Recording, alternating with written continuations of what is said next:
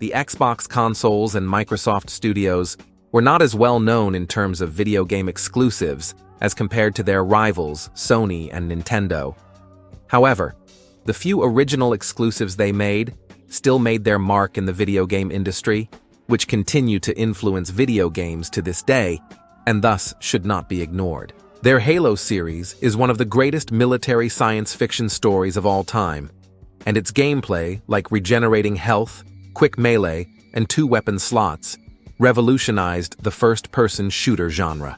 Its Gears of War franchise popularized the use of cover-based shooting and active reload. And its Fable series paved the way for the genre that would become light RPG, with its humor, easy-to-master role-playing gameplay, and good or bad morality system. But one of their franchises, now nearly forgotten and discarded, had an underrated influence on the sandbox genre. One that inspired the modern superhero sandbox game, a series that is known as Crackdown.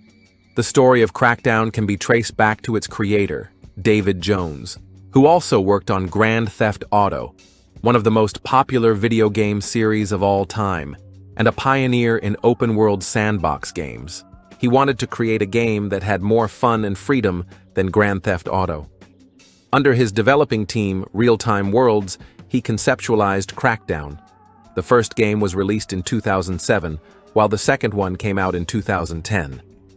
Both games would influence the sandbox genre just like their predecessor. What made Crackdown so great is that, unlike Grand Theft Auto where players control a normal human, players control a character with superpowers instead, specifically a genetically modified super cop trained and tasked to fight criminal syndicates.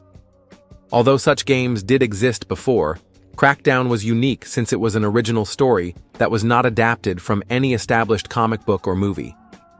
In Crackdown, players can leap over tall buildings in a single bound, climb and scale buildings way before Assassin's Creed made it popular, lift up cars, kick enemies several meters away, and survive gunshots and explosions. Players can generally wreak havoc with fists, firearms, and bombs. Another thing that made it amazing is its leveling up system, where players upgrade the character in terms of strength, agility, driving, shooting, and explosives, with their character's appearance, weapons, and vehicles transforming after every level. The first game was a success, prompting the release of a second game entitled Crackdown 2, made by a different studio named Ruffian Games. In this sequel, players again control a super-powered cop, but this time against terrorists and zombies in a near post-apocalyptic city. Crackdown 2 raised the bar by adding new unlockable abilities, such as the ability to glide. New enemy varieties and vehicles like helicopters also appeared. But its biggest strength over its predecessor was its superior story. Although the first one was praised for its plot twist ending, Crackdown 2 improved on this by adding hidden unlockable recordings that revealed a far bigger and better surprise twist that critics believed even trumped BioShock's. However, the second game was not as well received and commercially successful, mainly due to removed favorite content like evolving cars, being able to scope with a sniper, and the inability to remove a helmet once fully upgraded, making customizing ethnicity and facial features useless.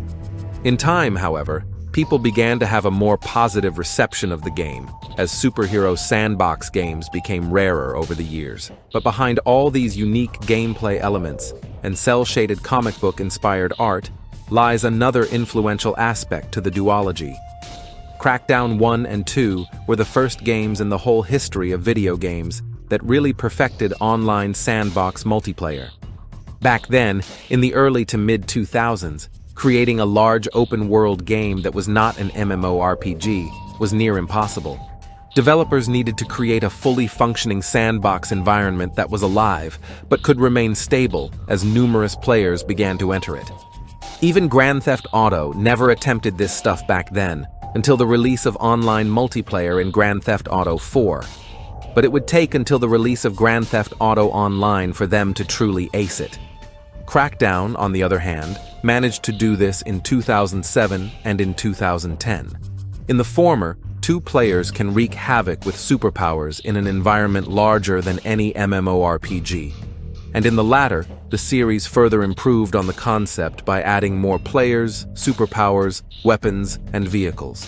Crackdown's multiplayer was unlike anything before it, and was considered at that time as the best multiplayer sandbox game. Sadly, over time, these games became forgotten. Although they pioneered original superhero sandbox games, other games and series after it quickly innovated on the idea, to the point that Crackdown looked inferior in comparison. A third game would be released, filled with so many development issues beforehand, and was met with even more negative and disappointing reception. It also didn't help that both Crackdown 1 and 2 remain Xbox 360 exclusives. As such, only a few people nowadays play and talk about them.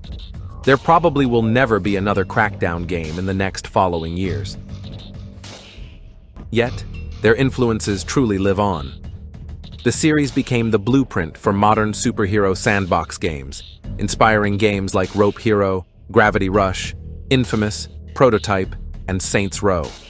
Eric Brudwig of IGN considered it superior to its derivatives in a video entitled Grudge Match. See, I don't think either game is great. And in fact, I'd like to start arguing for Crackdown for winning this grudge match.